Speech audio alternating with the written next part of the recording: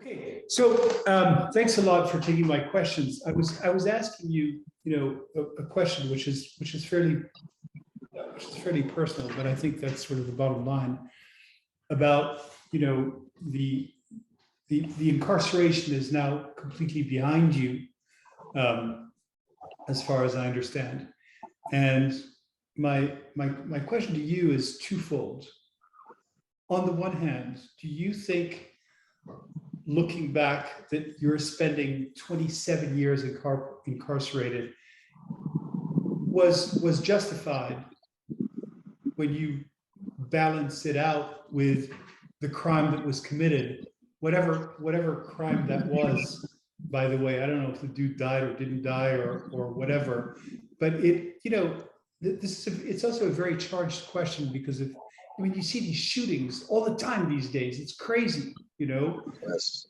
and where it's hard to assess. I mean, the horror of it is so vivid that it's hard to assess, what is right and what is wrong in a way. It's sort of everything is like crowded and crazy. So my question to you is, on the one hand, do you feel that the 27 years, were justified?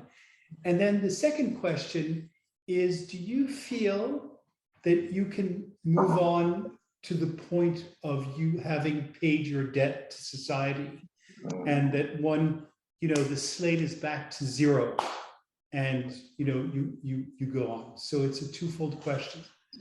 No, and as I stated earlier, those are two of the most amazing questions I've ever been asked. So I'll contextualize a little bit by giving some background information. When I was 17 years old, unfortunately, I was not the person I am now. I was, much younger, definitely not as enlightened, and living in a condition that was definitely not commensurate to achieving one's goals, dreams, and possibilities, and definitely in my human potential. So, and to put that in short, living a life of a street thug, street person, and caught up in that whole world, right? And that came from family dysfunction, alcoholism, drug addiction, and all those various things that combine poverty, generational poverty, as well as a historical backdrop of, just being a Black person in the United States as well. So, in existing at the lowest levels of the society, right? Very limited, Yes. or in a situation that was very limiting. Yes. By many there were many factors and many layers of limitation. Absolutely. So now, I was engaged at that point in my life. I was engaged in the selling of drugs, which is usually a violent way to make a living. And unfortunately, I became caught up in a conflict that involved myself using a firearm against another individual, and this individual was shot, and I, unfortunately, being the one who did the shooting, resulted in this person's death. Was it, so was it intentional? Did I set out to kill this person? No, absolutely not. But did it happen, and did I do it? Absolutely, yes. And that has haunted, personally, that's haunted me. That's haunted me as I began to evolve and change and grow into the person that I am. That has haunted me. That is literally haunted me. And what I've done with that haunting, through my growth and transformation, is I've taken, instead of being haunted eternally by it, I've learned to make peace with myself. And what I've done is I've tried to do everything in my power. And this started during my incarceration. I tried to do everything in my power to alter the circumstances of the lives of my own life, and then the lives of others around me in a ripple effect type way that would decrease violence, that would decrease, individuals harming one another, whether it resulted in their death or not, but that would put out energy and action that would, cease conflict, around myself and around the lives of others who I engage with, especially. So while during that period of my incarceration, possibly like 22 years of it, because the first 5 years were like an adjustment period for myself, and there was more intense soul searching to be done and more maturing and development and personal growth to be done. But the 22 years prior to my release, I spent almost a significant portion of that time doing three things, but two things primarily. Legal work, litigating my own case through the courts, and working in activist circles within the prison to do whatever possible to change the conditions of people like myself. And throughout that period as well, continuing a rigorous practice of self-reflection, introspection, self-development, to make sure that, I can be the person that I want to be and sort of honor my life and honor the lives of others. Now, this is interesting. While I was there for the whole duration, I made it a point to make sure that I was not only working on initiatives within the institution, but also individuals had come together to form groups, coalitions that will work on initiatives outside the institution. And so I can list several groups. There's the Lifers Organization, which I was a member of, and sort of de facto still am a member of, because I maintain ties with individuals who are still incarcerated. There is a group that I helped found called United Community Action Network, and this group was primarily charged with the duty of using our knowledge, experience, and voices, and also fundraising as well, to affect change within the Philadelphia area primarily, because we were located close to Philadelphia, and a lot of the individuals who had helped me found that organization had ties to Philadelphia. So we focused intensely on trying to mentor and mentor individuals, but also mediate conflict, from the institution that would lead to the outside streets. And also talking to young people.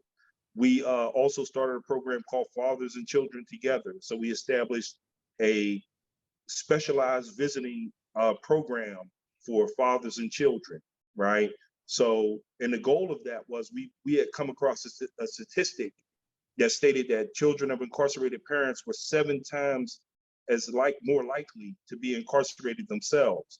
And so with that knowledge, we brainstormed what could we possibly do in our condition, and we came up with this idea to start a specialized visiting program that would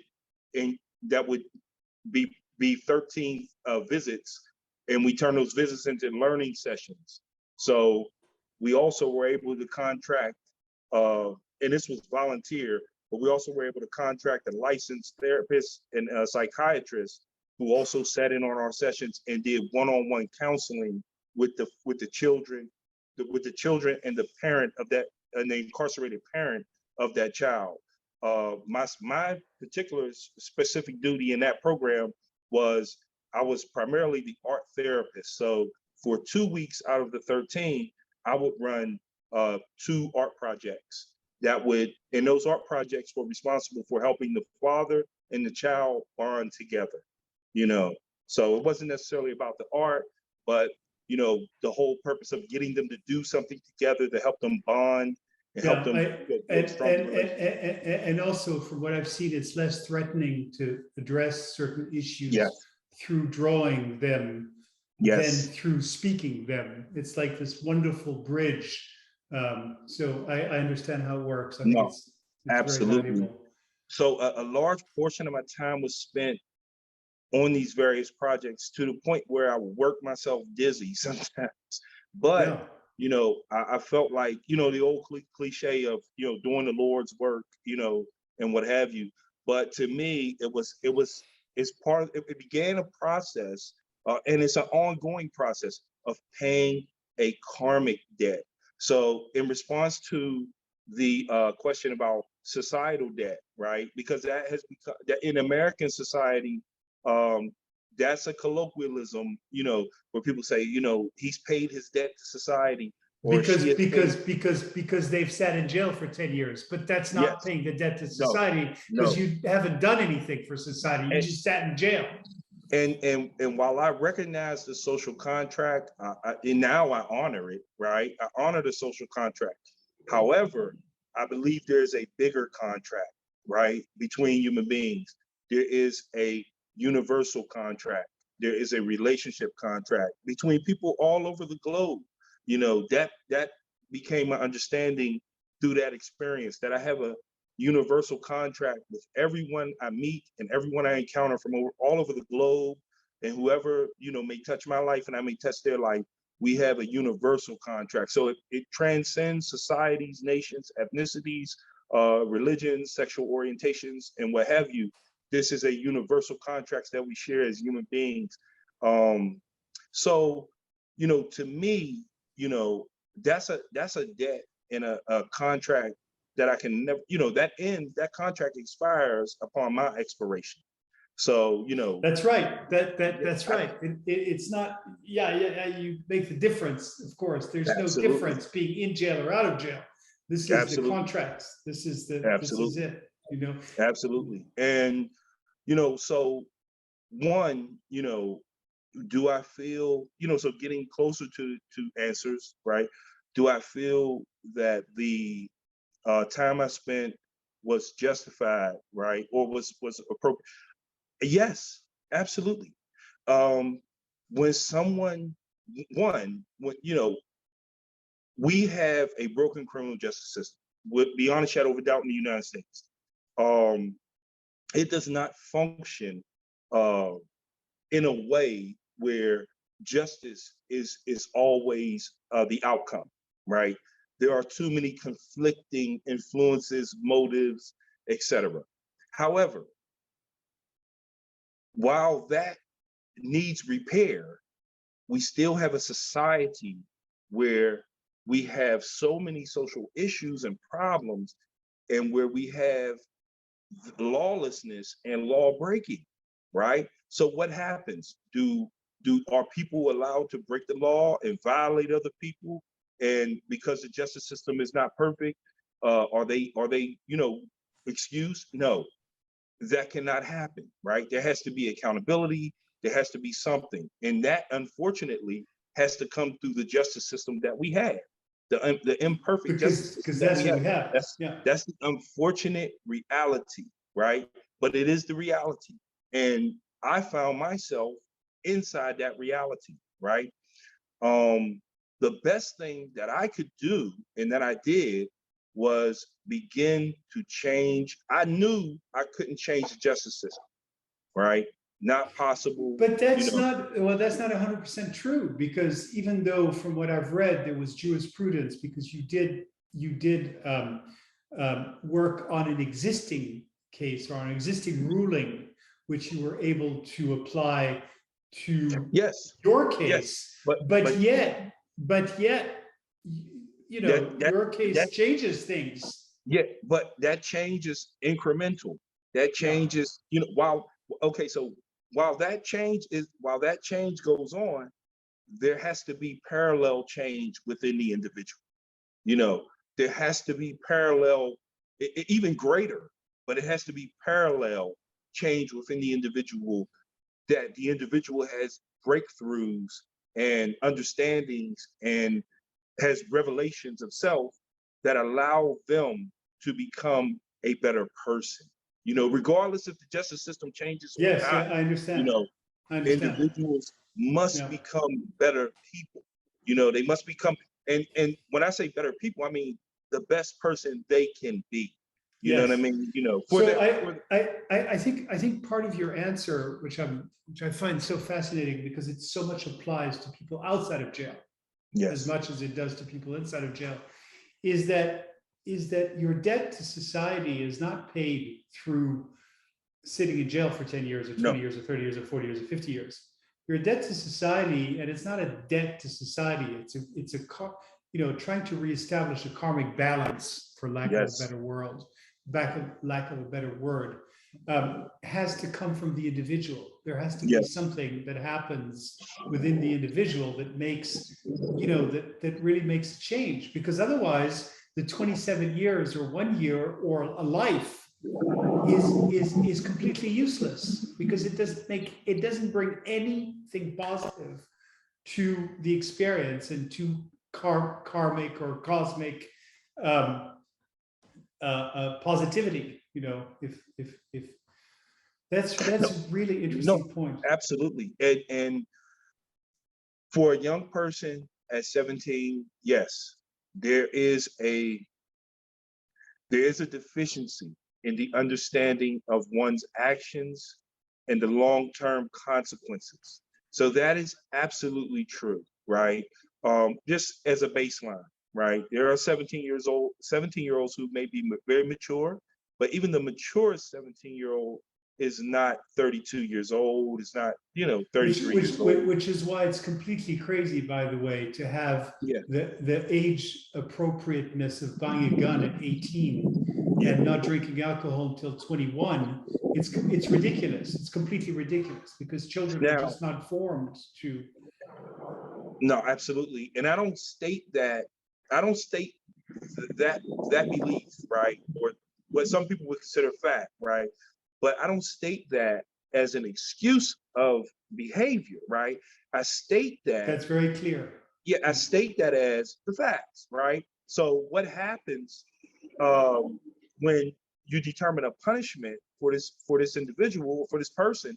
The punishment should be individualized. The punishment should be commensurate to those factors, right? And the punishment should be geared towards the development of the individual, right, into the best person they can become, right? Um, with myself, you know, once it became apparent to me what the gravity of what I had done, right, through various means, through mentors, through long conversations. I mean, like deep, some facile, some deep philosophical conversations with older prisoners who had been on this path way before myself, but they were able to share and enlighten me to their own journeys of self-discovery. And through conversations, primarily conversations, some reading, some learning, but primarily through conversation, once the and self-introspection, definitely, but the gravity of what I had done began to take hold of me, right? And not in a sense of remorse, although there is remorse, but not in a sense of remorse, because I feel like remorse is almost like the first layer, right? The gravity began to take hold of me at a spiritual level. And at that spiritual level, I began to understand that I removed something from the existence that I could not replace, right? I removed something that I did not have the right to remove, right? I did not have permission to remove, right? So once that sort of shakes your soul, right? I was not justified to remove it. Once that shakes your soul, you only have, I think, as a human being of any, rationale, you only have two choices. You only, move forward with your life and begin to change and develop and you begin to work on yourself. You begin to work on, your condition and the condition of others around you in a positive and constructive way, or you know, and I hate to make it like a Manichaean thing, or, you know, what you do is you devolve, you know, you What devolve. does that mean? You devolve? The spiritual decay sets in, it becomes spiritual rot. I You understand. become bitter, Goes worse. you know. You become Yes, bitter, and yes. you lose any small capacity you would Your, have to go your, your, forward. You go your moral compass no longer just works, no, yeah, you know. it just disappears. Yeah. Exactly. And so, I'll share a key insight into, or a critical, this is a key insight, but it's a critical piece to my personal development. Because there are a few people who enlighten me to this, but this is also a self-realization. I know at the point when I began to change as a human being into the better part of myself, I no longer feared a death inside a prison. I no longer feared it. How interesting. I How came to interesting. grips that I am here. I understand what I have done. While I wish and desire to live a better life outside of the confines of this place, I do not fear the ending of my life here, because I understand that I have earned this position here, right? The best thing I can do is make my life mean something in this space that I'm in now. And when I say mean something, in the most positive and powerful way, you know, make it mean something in the most positive and powerful way. And that's what I said about doing. I did not fear. I had absolutely no fear of, you know, because I had served time with guys who, one guy is the longest serving prisoner in the United States, or juvenile prisoner in the United States. He was in prison when Harry Truman was the president, you know, so he had served close to, I think, over 50 years Over of 50 continuous years. incarceration. He's a very old man. There were other guys who had 42 years and 46 years of, you know, my time was minuscule compared to, you know, in some respect compared to this. And also they had served time in places that were much more barbaric. The conditions were much more barbaric. Although prison is barbaric in and of itself, but over the decades, it has become less barbaric. You know, however, you know, I lost that fear of, because that is a fear that runs rampant uh, amongst, I want to say, criminals, inmates, you know, what have you. But that's a fear runs rampant. I heard many guys say, I don't want to die in here, you know, I don't want to die in here. And I've seen that fear grip them. It was almost like a paralysis, like a paralyzing type of fear, you know, where, you know, to me, I was reaching for life, you know, but I did not fear, you know, that I would die there, you know. So, Yeah. you know, that was critical in gaining a freedom that, you know, most people will never realize. But I was critical in me having that amount of freedom, you know, that I did not worry. I did not worry. I did not want, in fact, and I'll share this with you. In fact, I had already began to pay for my own burial service, cremation, and what have you, because I didn't want to leave that burden to others. So I felt it was responsible. I thought I was being responsible in making sure that I had the end of my life planned out. You know what I mean? You know, now by no means was I waking up every day, you know, looking to die, right? But No, of course. I understand. But you know, what's it's crazy the level of is that peace, you know. you're talking through this piece that you just mentioned. You're talking about freedom. You've used the word freedom several Yes. times. And this is crazy that you found this freedom during your time in incarceration. Yes. This is what gave meaning to your life. And it seems to me, from the little I know about non-incarcerated people, that a lot of people don't have the level of freedom that you found in jail Yes. through this lack of fear of dying.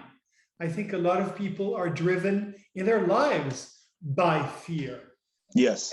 and these are people who Yes. are not in jail. These are people walking around the street, so it's I mean, crazy. This is such an interesting story. This is yeah. amazing. I mean, and Thank you for sharing, by the way. Thank you so no, much. no, it's no problem. Thank you for asking. Thank you for asking. These are things that I rarely, if ever, like rarely, if ever, I get to talk about these things.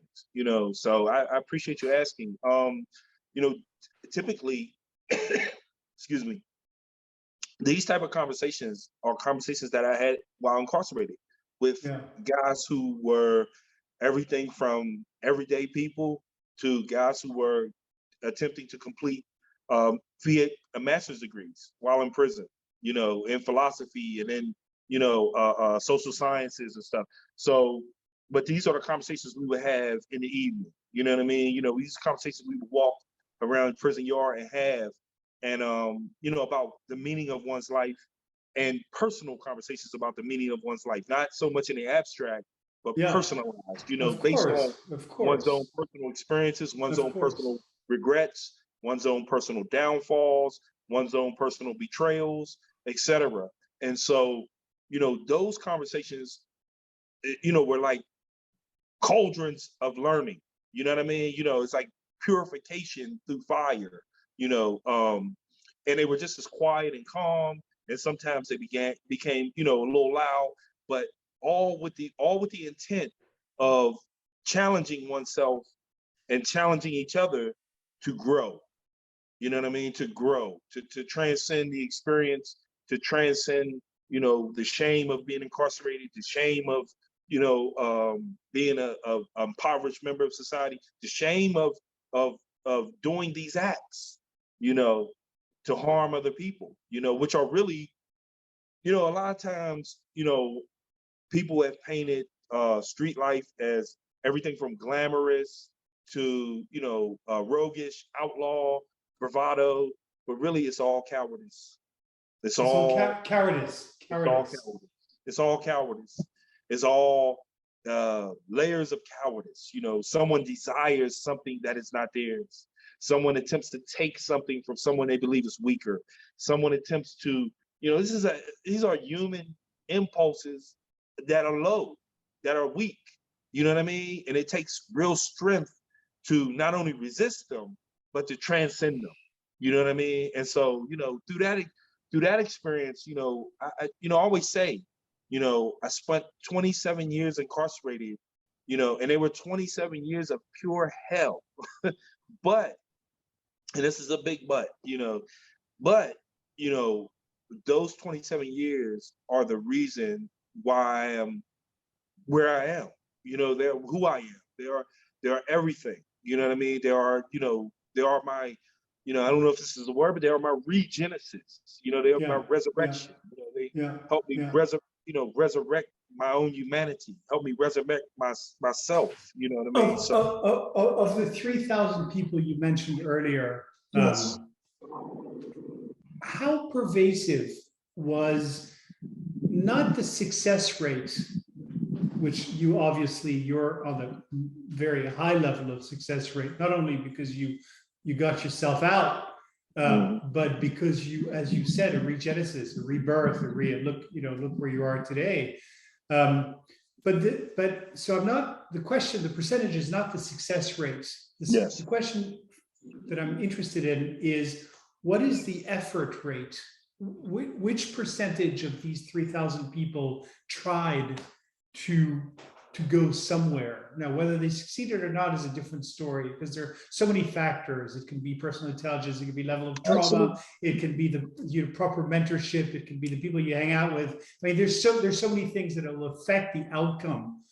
So that's not what I'm driving at. I'm driving the impulse of wanting to do something as opposed to giving up, really. What is the percentage out of these 3,000 people?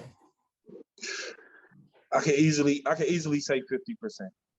Easily 50%. Say 50%. Easily 50%. Because we will hold We will hold events, fundraisers.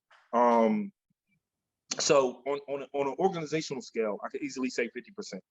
Most of the population, beyond the stereotype, most of the population totally supportive of our efforts. And what I found, what I was most disappointed in was the will to continue within individuals. So, for instance, we might have 200 men at a speaking engagement inside the prison, inside the chapel, and everyone, to a man is hearing, listening, and learning.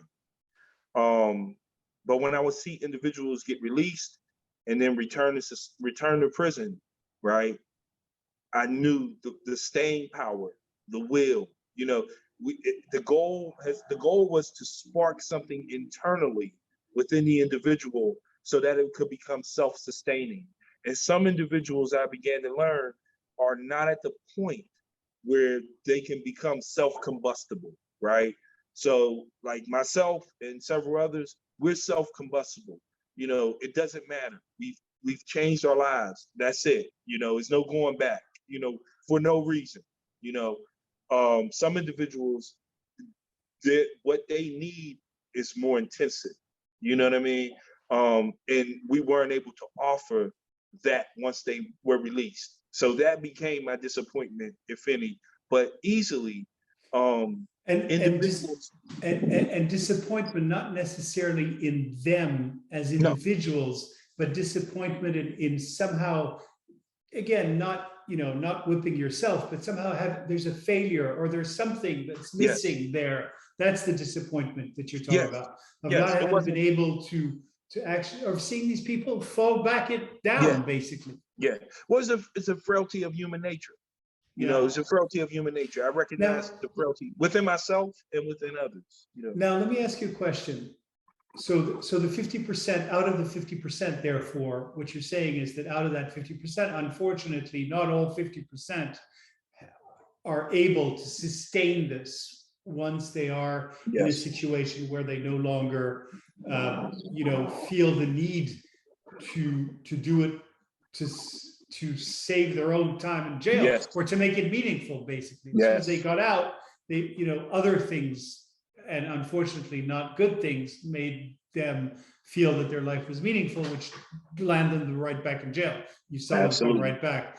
Now, my question to you now is, out of that 50%, do you think that 50% reflects, you haven't maybe been out of jail long enough as an adult, it's only been 3 years, but I'm wondering, in the general population, how many people actually, I've never thought of that, but how many people actually, out of a given group of people, how many people actually want to live a meaningful life, meaningful in the wider way that you expressed it, or do people just coast along, and not engage, with what's important? So I'm not even asking you the question directly. It's just in a way, it's just a rhetorical question. I wonder, how many people are. I put myself in that category, by the way, because that's that's why we're having this conversation. That's why I'm interested.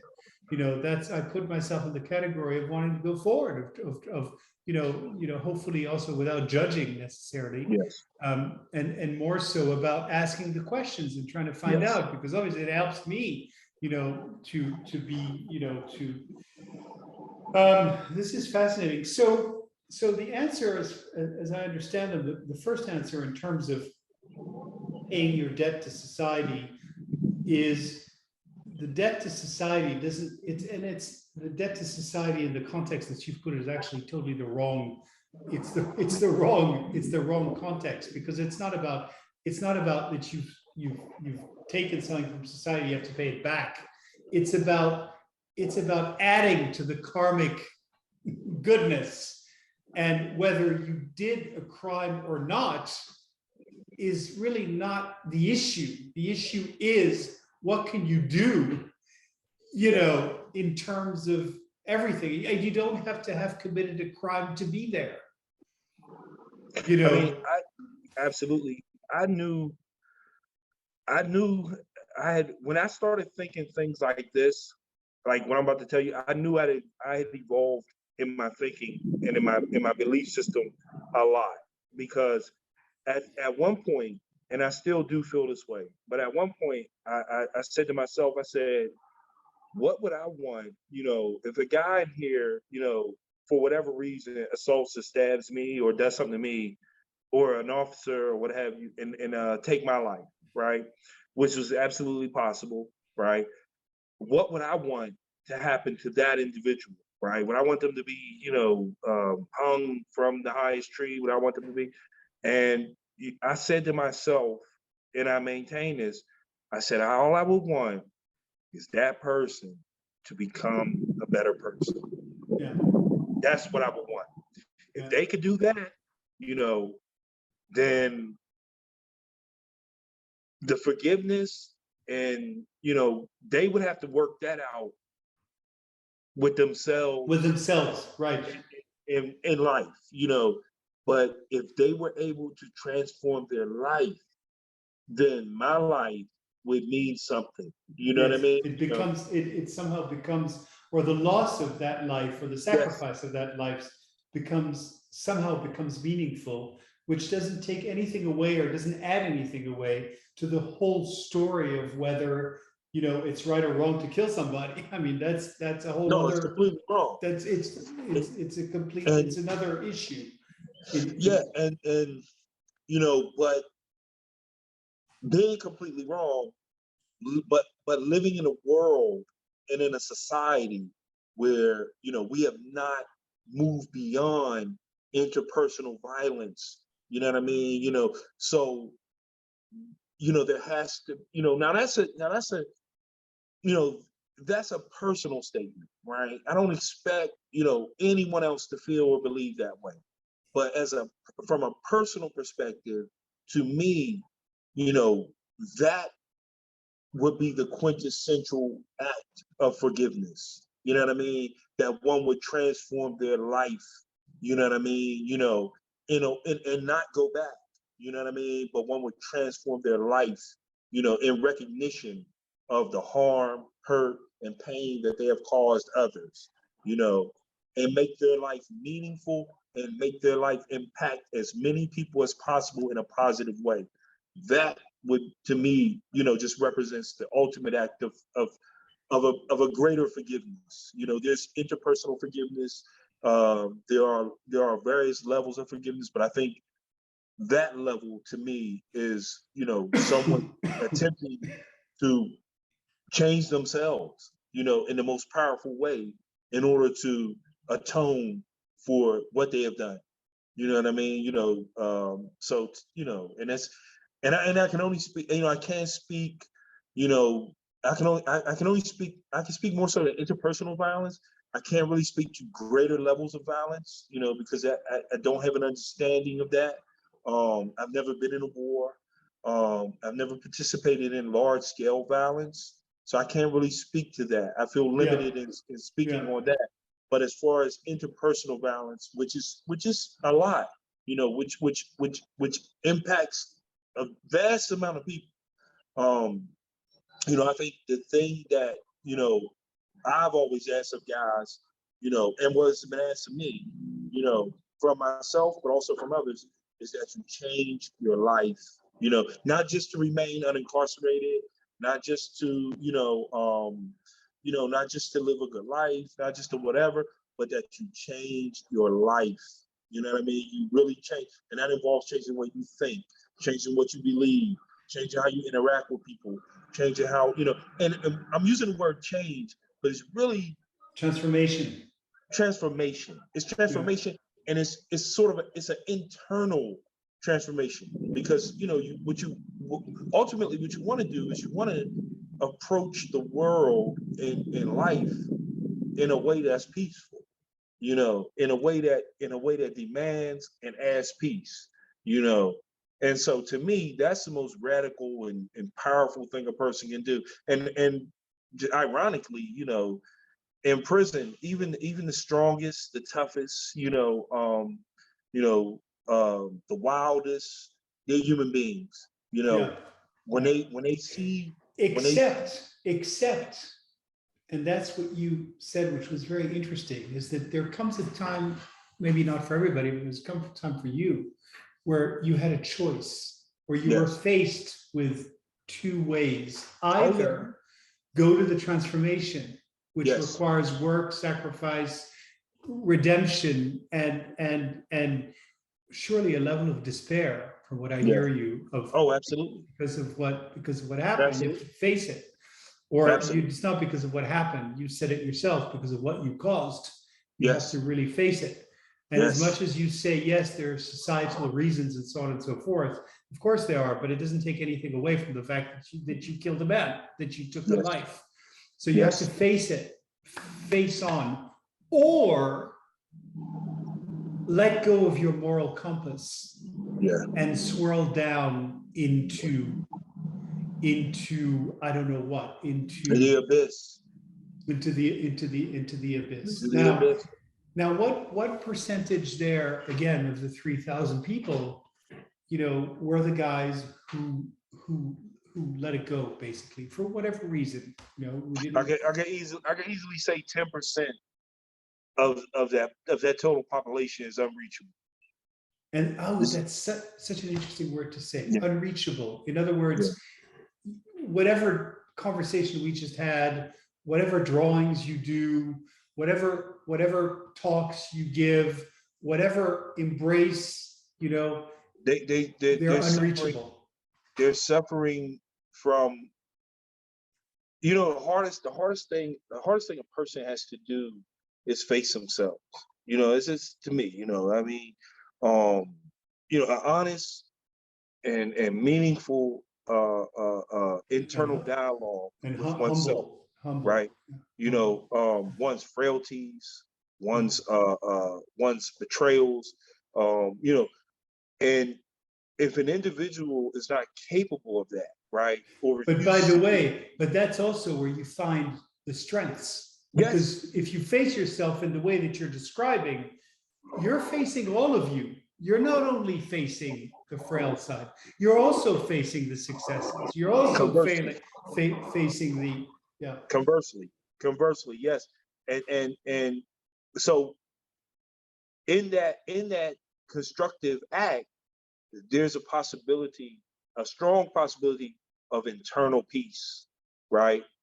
And that internal peace provides the foundation for a human being to progress, right? Yeah, nice. Um, Individuals who refuse to do that, who lack whatever skills to do that, Or courage.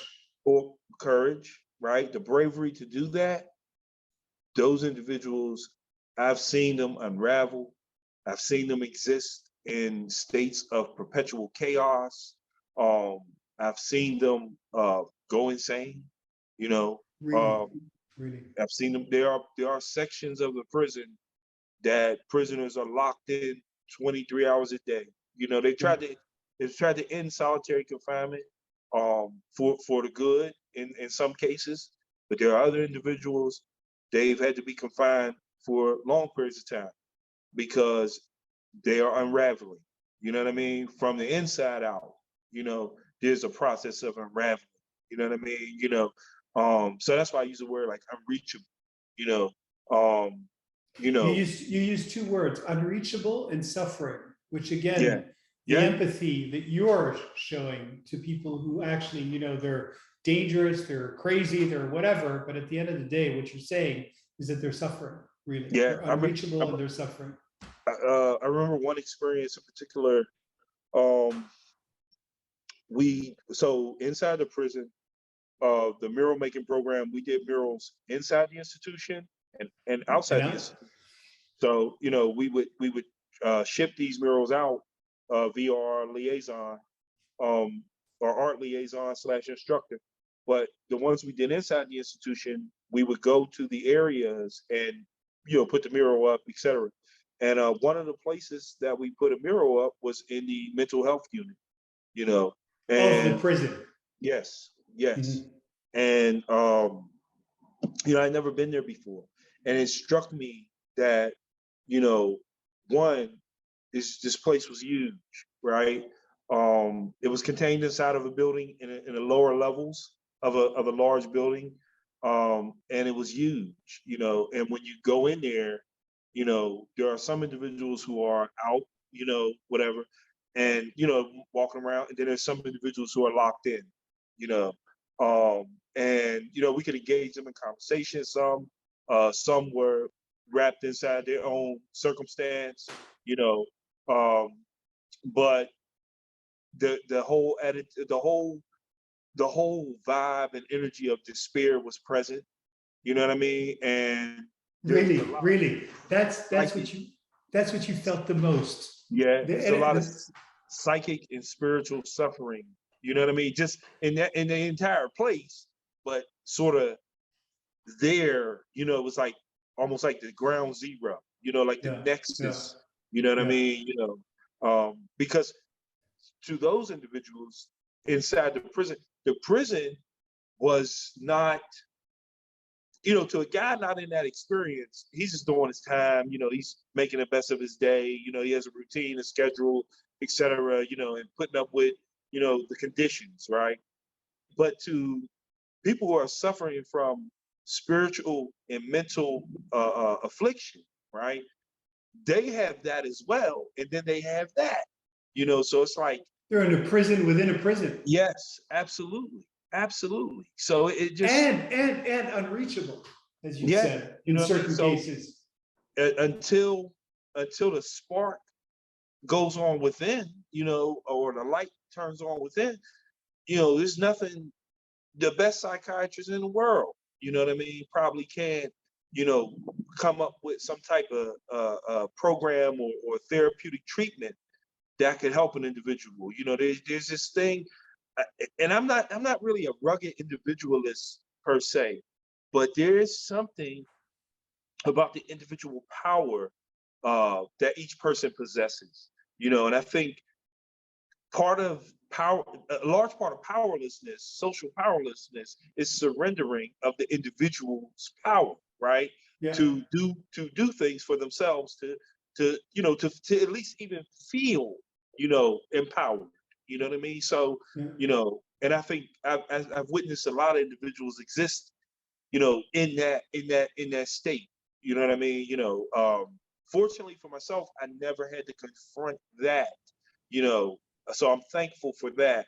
But my crisis was an existential one, as well, confronted with the reality of, long-term imprisonment for the duration of my life, confronted with the reality of, excuse me, living in, quasi-barbaric conditions, existing with individuals who were very violent, who could be very violent, faced with all these things, and then my own internal issues and internal demons, internal struggles. Which was more violent, the external violence of other individuals, or your own internal struggle and in a way self-violence to try to work something out? The internal, by far. Because the internal possesses a self-destruction, unlike a physical wound or physical violence. You know what I mean? Dude, that's crazy. This is so interesting. I would have thought that it's the opposite. But you see, again, what you're saying fundamentally is that you can be in jail outside of jail. Because if you have that internal violence, if you're unresolved as a human being, but yet on a level where you can actually see it, because there's all the people who don't see it and just live through it. But if you're at the level that you can't see it, you can be in jail. Yes. Worse than if you are physically confined, but free in your soul, which is what you were saying, that after 5 years, things started to get better because somehow you had made peace with yourself in a certain way. Absolutely. And you could Absolutely. start to grow and to plot the growth and to you said you didn't say rebirth, you said a better word. But A resurrection. yeah, it's almost like a resurrection over the course of 20 years, granted, but Yes. still with all these incremental, successes. And No, this is all absolutely. happening in jail. This is all happening in a very, barbaric, as you said, and dangerous environment. But yet, this is crazy. This is so interesting. But you see, this is, I guess part of the interest for me of this conversation is, this is my first experience, except for this wonderful movie or documentary of Jonathan Borowski's in jail in 1986 at St. Quentin. But it's, this is just a film documentary as opposed to have a conversation with somebody. But what it's making me think is that, dude, you can be in jail out of jail. You can be completely not free. You can be completely, you can be, now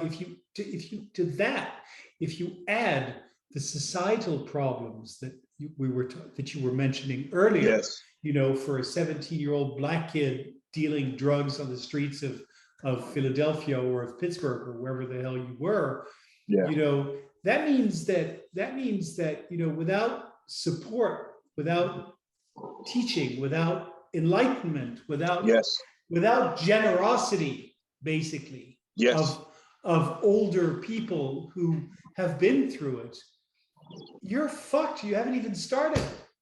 No, that's absolutely true. That's absolutely true.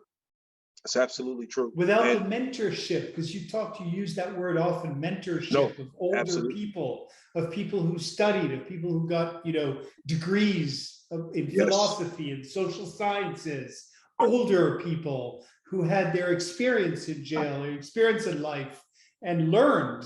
You talk about these people with so much respect of mentorship and of taking you under their wing and by sharing simply, Yeah, I have a deep reverence for many of the older, particularly older, my peers as well, but the older prisoners.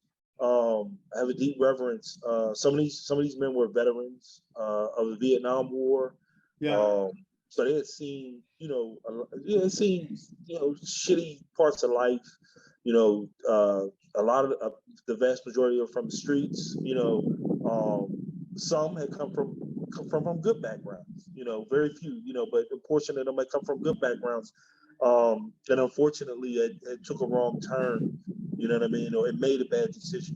Made several bad decisions. What relationship have you been able to salvage from your leaving prison in 2019? From all these 27 years is a long time.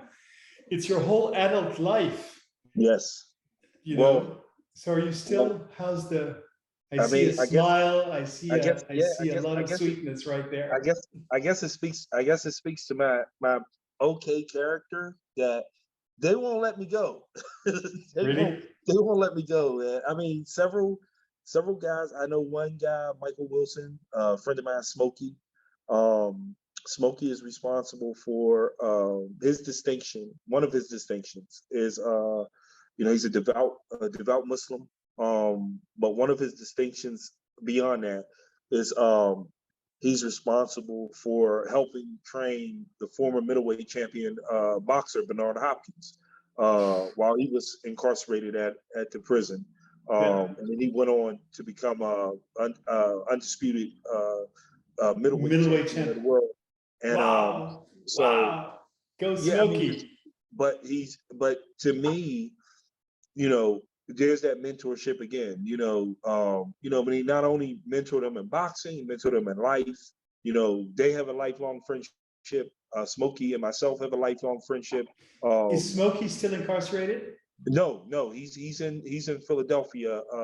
He's in Philadelphia at this moment. He works, ironically, he was also a juvenile. when he was incarcerated. He served 46 years. He was released. He was paroled. He works in the same community where his crime was committed, where his act of homicide was committed, and he works with young people. Wow. He's a mentor, a tutor. This is in Philadelphia. Yes, this is in So, Philadelphia. so you know, I'm throwing this out just like that, but this Jewish kid here, okay, would love to meet Smokey. Oh, everybody And loves him. and I'll tell you why though. I'll tell you why. You know, I was really sad because a friend of mine whom I respect, who's also older than me, but not a mentor in any way, but I think he's in the art world, and I think he looks at interesting things in the art world. And we had several interesting conversations, or we had a couple of interesting conversations recently. But he told me one thing that really, you know, hurt me in so many ways. He was talking about France. He's French, and he was talking about the Arabs and the Muslims in particular, in ways that I thought were so. It was just packing everybody together in one, you know. And I read the Quran, and you know, some of my closest friends, one of my very closest friend is from Saudi, actually, from Saudi Arabia, and I've been to Saudi, and I feel that Islam in a you know, read correctly, Yeah. you know, and the Quran read correctly is probably the most refined and most open and most, you know, rich embodiment of the, you know, Jewish, Christian, Muslim tradition, basically, of that book of ours, that old book, which is the Torah, which is the Old Testament. You know, it gets refined through time. Yeah. And you know, 4,000 years later, in 622, or whenever Muhammad had his revelation, you know, comes out to this little thin book, which could be read in a day, which has everything in it in certain ways, you know. It's just completely beautiful. And at the same time, misinterpreted, can also do September 11th and, you know, the jihad in Syria, and the caliphate and all of that. So, you know, I find this really interesting, and I can completely see where, you know, your friend Smokey, who may not have been a Muslim before going to jail, he wasn't. Yeah, he wasn't. Would find solace and answers and refinement in Islam, which actually has led him to dedicate his life to exactly where he committed his crime. Yes. You know, so I find this beautiful and interesting, but yet the Muslim, you know, brainwashing can also be used, you know, as happens in France, radicalizing kids to do, you know, the craziest things, and to do crimes that are even more heinous than they, and all that under the banner of God, you know, thinking that they're right. So it'd be really interesting. But anyway, that's a whole other it's a whole other topic. Thank you so much for, you know, for taking the time to. No, it's my pleasure. It's my pleasure. It's more than answer the question. What you're doing here is that you're you know, the generosity of engaging with your experience. Really, it's not just I'm answering the questions. Here's how, you know, here's how it is, and here's how it is for me, basically, which is really wonderful. Wow, this is no, it's my pleasure. It's my pleasure. It's my pleasure to engage. You know, you sparked it by asking me that question. You know what I mean? But it's like, you know, the right questions get the right answers. You know what I mean? And that, to me, you know, I've always been the type of person that, you know, I want to share, I want to engage. You know, I do that through my art in a very quiet way, but you know, I can also be very vocal. You know, and you know, I love. You know, there's a part of me that, you know, I love to engage in that way. You know what I mean? Particularly in the most constructive of ways. in the most constructive of ways that lead to, hopefully some breakthrough, some enlightenment for myself, primarily, but for anyone who hears or engages, their thought with my thought. You know what I mean? So no, I'm it's my pleasure. It's my pleasure. Very cool.